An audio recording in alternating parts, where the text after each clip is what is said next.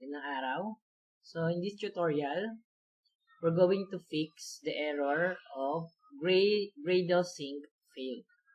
So, bago natin solusyonan, bakit ba nangyayari yung error na to? So, usually, na-encounter yung error na to when your Android Studio nag-upgrade from lower version to higher version. So, magkakaroon siya ng Gradle sync failure. Okay? So, ano ang solusyon dito? Ang solusyon natin dito is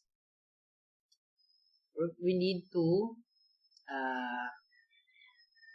download the latest Gradle. Okay? Yung okay, so how kailangan natin i-download? So, Gradle install.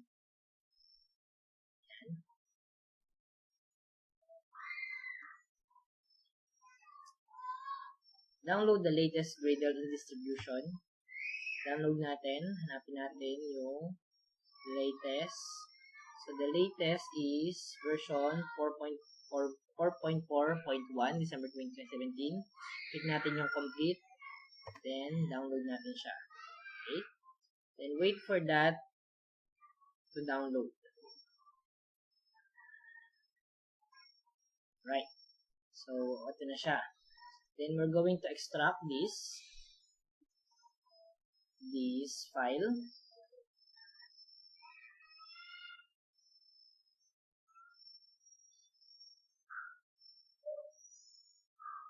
Yan. Tapos na natin siyang extract. Okay, nasa na siya. Ang gagawin natin dito is ika-cut natin siya. So, again, we need to lilipat natin to, ika-cut natin siya papunta sa local disk, program files, Android Studio, tapos sa Gradle folder. Makikita natin ito yung old version ng Gradle. So, ika-cut, paste natin dito yung latest version. Continue lang natin. Then wait. Alright. So, yan. Okay na tayo. So, buburahin na natin tong luma. Okay? Then, after that, balik tayo dito. Okay? Balik tayo dito. Then, punta tayo ng file. Sa file, project structure. Then,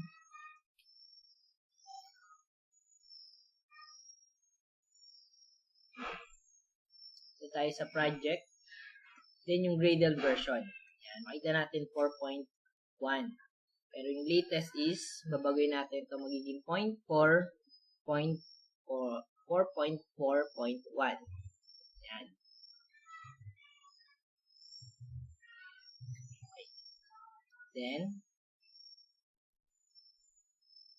okay lang natin yan. Yan. Balik ulit tayo ng file. Tapos, sa settings naman, gagawin naman natin is yung location ng Gradle. Okay? So, punta tayo ng file settings, then build execution deployment, then Gradle. Yan. Makikita natin, naka-use default grade wrapper. Ang gagawin natin is use local grade distribution.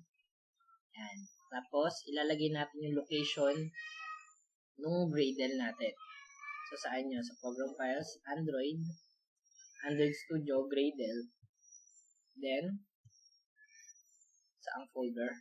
Yung bago. Yun. This one. Then, we just need to click OK. Then, apply. OK. Yan. So, makikita natin, magsisync ulit siya. So, hopefully, okay, so nag-error pa rin siya. Sabi dito is, Android SDK location should not contain white space as this can cause problems with the NDK tools. So makikita natin, ito yung under SDK location natin. Dapat daw wala siyang white space. Makikita natin dito merong white space. Kailangan tanggalin natin yan. Lilipat natin siya. Is 1.66 gig. So ang gagawin natin is, let's just copy. Then lagay natin sa ibang folder. Ayan, dito. Gagawa ko dito ng new folder. Android.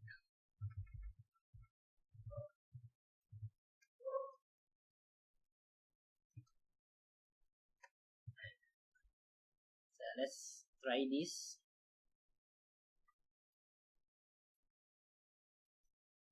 Okay. So yan. So nandito na yung SDK natin. So this is the new location. So let's try to use this location here. So in file, project structure.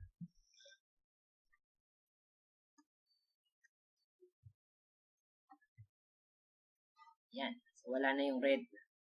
Okay natin. Then let's see. Ayan. So let's try this one. The project and Android Studio point to different Android SDK. Do you want to use Android Studio default SDK or use the project SDK modifies? Note the switching SDK could cause compiler to select does have necessary Android platforms or build tools. So magkaiba kasi. So kailangan isang location lang sila. So ang gagawin natin is yung eto, Android Studio. Use Android Studio SDK. Yan. Okay, so fail to find target with install missing platform and sync project. Yan. Install missing platforms natin siya. Finding available SDK components. Alright. So, accept lang natin. Next. Yan, let's wait. Ma-download. Yan, tapos na yung installation of requested components. So, let's try to sync again kung ano pa yung error na lalabas. Okay, so failed to find build tools revision. Okay, so ulit, kailangan nating mag-install pa. Install naman natin yung build tools 26. Yan, so i-download naman natin yan. Kulang pa ulit.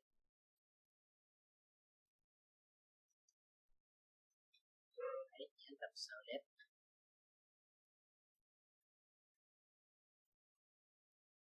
Let's wait kung ano pa yung kulang.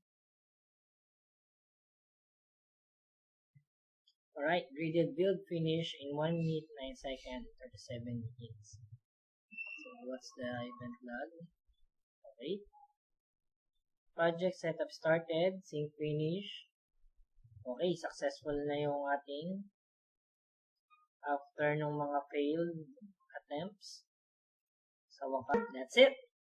So, makikita natin, ito na yung activity main natin, yung main activity Java. So, recap lang tayo. So, make sure yung settings is, ayan, papalitan natin yung Gradle home, yung location, dun sa latest na Gradle. And, apply lang, okay.